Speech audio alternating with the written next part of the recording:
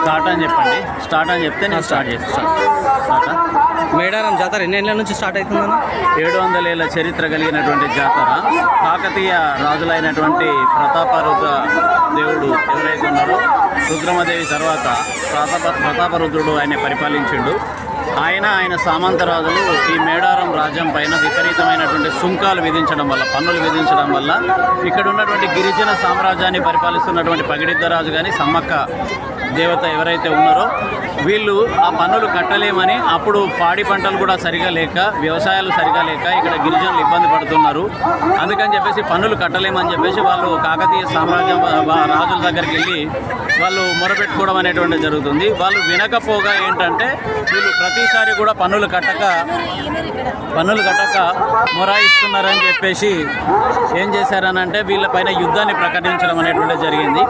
ఆత్మరక్షణ కోసం ఈ కోయ వాళ్ళు కూడా తిరిగి ఆత్మరక్షణ కోసమై తిరుగు యుద్ధాన్ని ప్రకటించడం జరిగింది.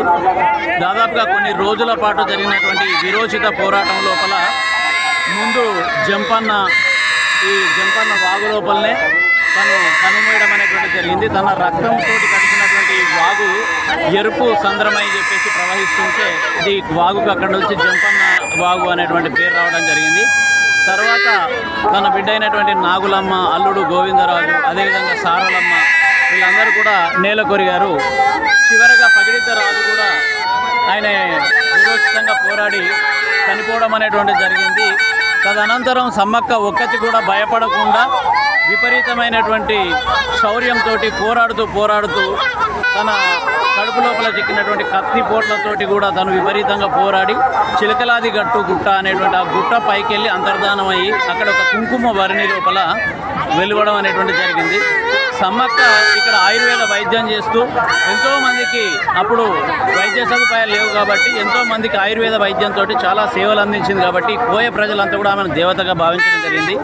సమ్మక్క ఎప్పుడైతే పగిడిద్దరాజు చేసుకొని ఇక్కడ ఉన్న కాడ నుంచే పంటలు పండి ప్రతి ఇంట్లో కూడా అష్టైశ్వర్యాలు వెలువడం వల్ల ఆమెను దేవతగా అప్పటి నుంచి వాళ్ళు భావించడం అనేటువంటి జరిగింది. అందుకనే ప్రతి సంవత్సరం కూడా, ప్రతి 2 సంవత్సరాలకు ఒకసారి కూడా ఆమె గుర్తుగా ఈ జాతర అనేటువంటిది చేస్తారు.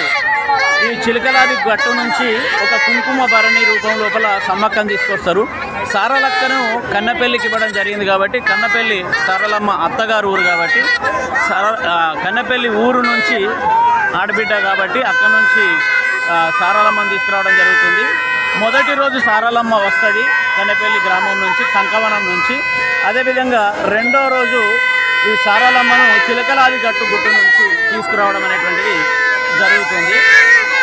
700 ఏళ్ల చరిత్ర కలిగినటువంటి ఈ గిరిజన కుంభమేళ దాదాపు ఈ మన దక్షిణ భారతదేశం లోపలనే అతిపెద్ద కుంభమేళ అని చెప్పేసి చెప్తుంటారు. ఇది సమ్మక్క సారక్క యొక్క చరిత్ర. ఈ జంపన్న వాగు ఎలా మొదలైంది? జంపన్న వాగు కాకతీయులతోటి పోరాడిన తర్వాత జంపన్న వాగు ఈ వాగు దాటనీయకుండా కాకతీయులను అడ్డుకోవడం లోపల ఇక్కడే జంపన్న విరోచితంగా పోరాడతాడు. చివరికి కొట్లాడి ఆయన ప్రాణాలు ఆ వాగులోనే వదిలితే ఆయన రక్తంతో తడిసి మొత్తం ఒక ఎర్ర రంగు నీళ్లు ప్రవహిస్తూ ఉంటాయి. వాగు మొత్తం కూడా ఎర్రగా ప్రవహించడం వల్ల ఆయన గుర్తుగా ఈ వాగుకు జంపన్న వాగు అని చెప్పేసి పేరు పెట్టడం. పగిడిద్దరాజు ఆయనది పులాస గ్రామము. దాదాపుగా ఎక్కడంటే రాయపట్నం లక్షపేట దగ్గర పులాస గ్రామము.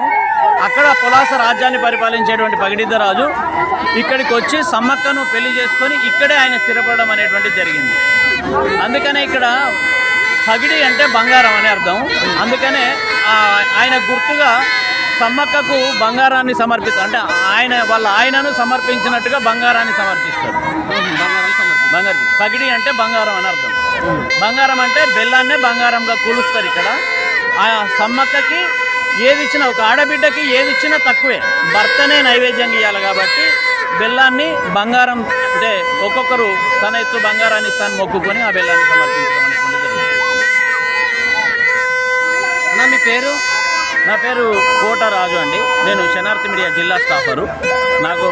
నేను ఏంటంటే ఈ పురాతనమైనటువంటి వీటికి సంబంధించిన ప్రతి హిస్టరీస్ని కూడా అన్నిటినీ రివ్యూ చేస్తుంటాను. ఏదైనా మన సంస్కృతి సాంప్రదాయాలు అదేవిధంగా ఇతిహాసాల గురించి పూర్తిగా తెలుసుకోవాల్సిన బాధ్యత మనకు ఉంది కాబట్టి మన యూట్యూబ్ ఛానల్ అన్న పేరు ever green media channel. Okay అన్న, థ్యాంక్ యూ అన్న.